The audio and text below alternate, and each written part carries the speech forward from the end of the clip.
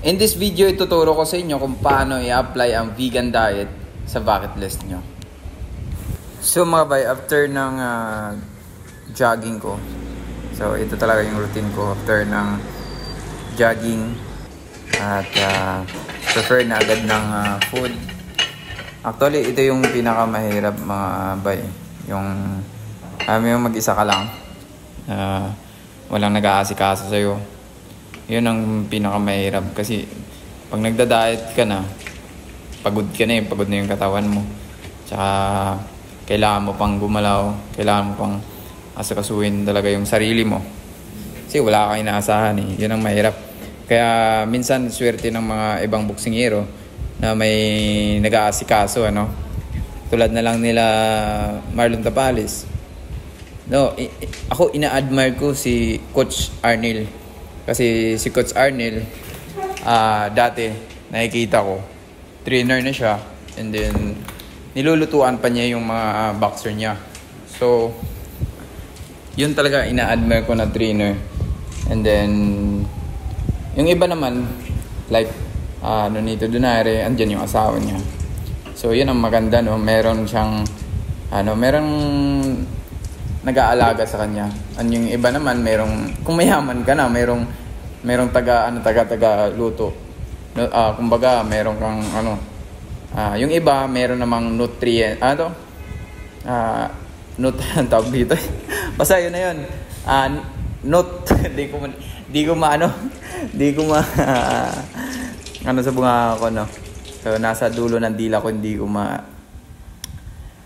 tawag dito. Back to the topic tayo. So, ito mga idol, from vegetarian diet to vegan diet tayo. So, ang pagkaiba sa vegetarian meron included ang mga animal product, pero includes siya sa egg and milk.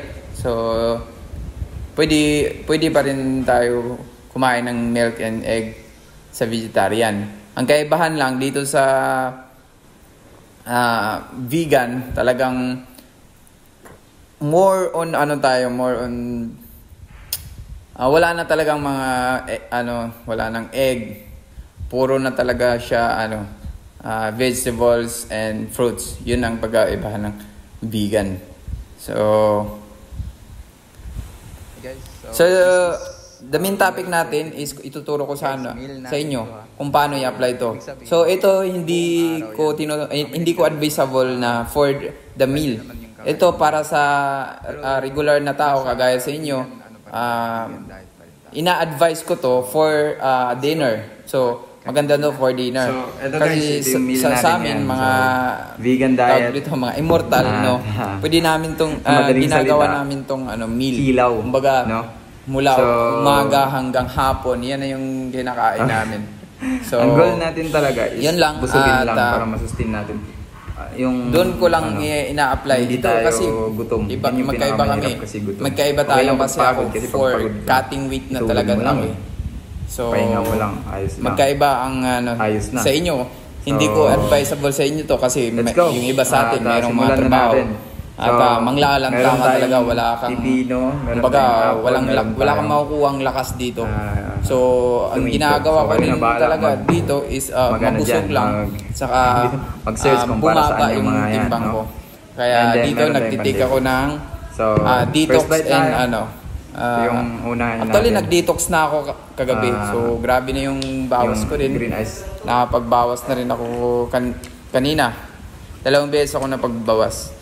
So dito maintain na lang, kaya kumakain ako ng vegan ako para hindi ako kumbaga hindi na ako hindi na lalaki yung timbang ko. So yun. Sarap guys.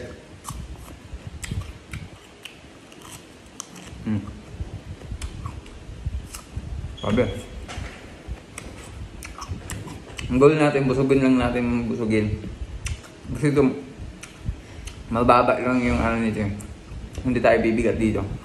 Actually, mas bababa yung timbang natin dito.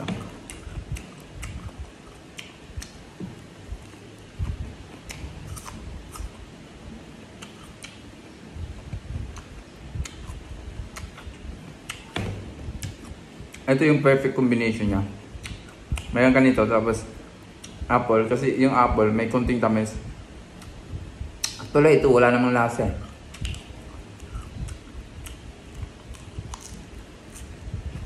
Sanggip. Sanggip.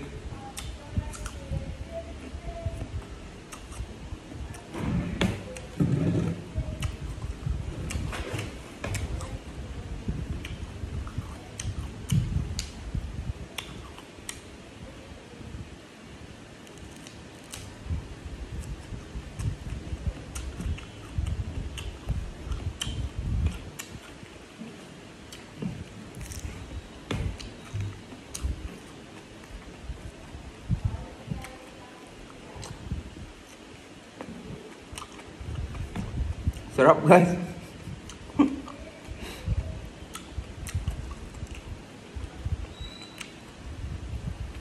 Mm.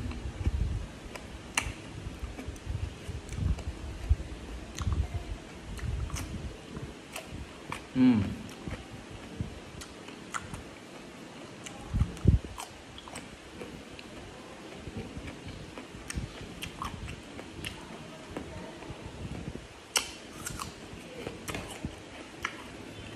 Goods.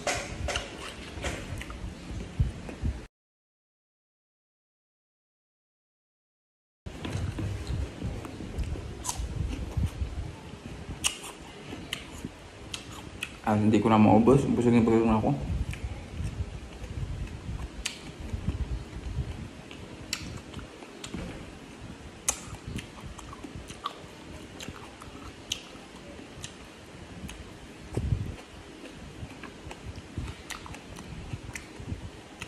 Bukas guys, yung final ko bukas. Sana hindi ako tamarin bukas kasi yun yung final day ko na talaga. Kinabukasan nun, timbangan na. So ang gagawin ko, pag hindi ako tinamarin at hindi ako tamarin, makakakain pa rin ako. Pero pag tinamad ako, wala nang kondisyon yung katawan ko. Titignan ko anong magiging magiging kinalabasan nito. Hindi ba ako manghihina? Pero pag nanghihina ako, ang gagawin ko talaga is intermittent fasting na talaga. Wala nang tubig, wala nang pagkain. Alisin ko na talaga to. Tapos ang gagawin ko, magsasauna na lang ako. So, yun na lang gagawin ko. Hindi na ako magja-jogging. So, sana hindi ako tamarin para makakain pa rin ako. Okay. So, abangan na natin bukas guys. Maraming salamat sa inyong panonood. At thank you nga pala sa ating mga solid, sa mga bagong followers natin, bagong friends natin dito sa Facebook. Maraming salamat sa inyong mga bay sa pag-add sa akin. So, totally nahihiya ako sa inyo kasi wala akong may upload. Wala akong may i-feed sa inyo kasi sayang din naman yung pag-add nyo sa akin. So, pasensya na. At sana soon, sana hindi ako tamarin, makapagbalik-balik ako ng vlog. Kasi nawalan din talaga ako kung ganang mag-vlog after nang nangyari sa feeds ko.